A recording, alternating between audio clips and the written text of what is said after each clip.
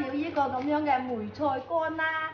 梅菜乾一定要浸泡佢，浸佢個零鐘頭，洗佢6、7次水，咁樣洗晒嗰啲沙啊同埋嗰啲邋遢嘢出嚟，咁樣咧揸透啲水分啊，五花肉去炆佢咯，哇！餸飯啊一流啊！嗱，我哋啲五花肉買咗翻嚟買嗰時咧，買呢啲咁樣靚啲嘅瘦肉多㗎啦。我哋首先切佢大大塊，唔好切咁細喎。想要呢啲咁嘅梅菜咧，煮個花肉好食咧，梗係要爆香嗰啲油出嚟先啦。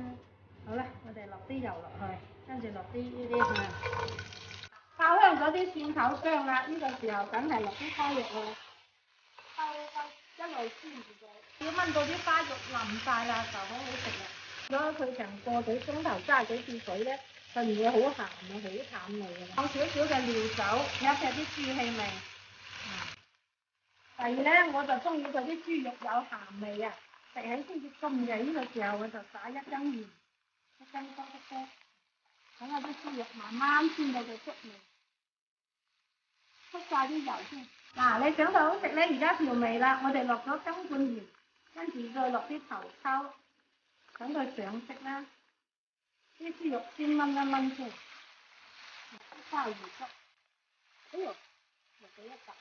落一羹嘅糖落去，同埋夠食。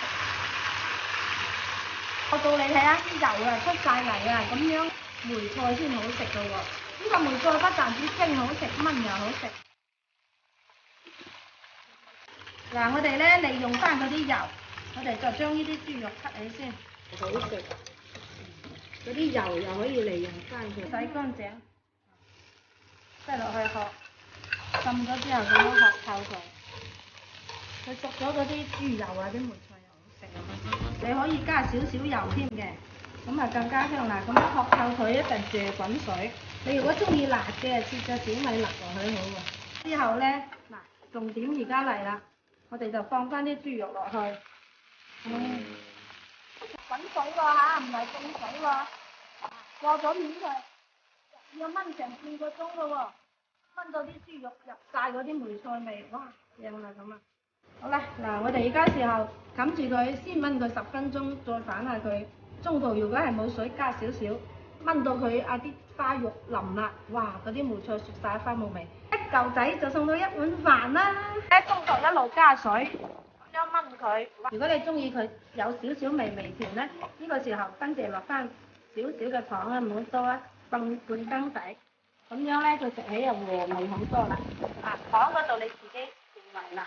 哇！呢個時候收汁啦，咁樣就先收汁啦，甩。我哋話我仲想佢腍啲添，咁你就加滾水繼續滾佢15分鐘就好啦。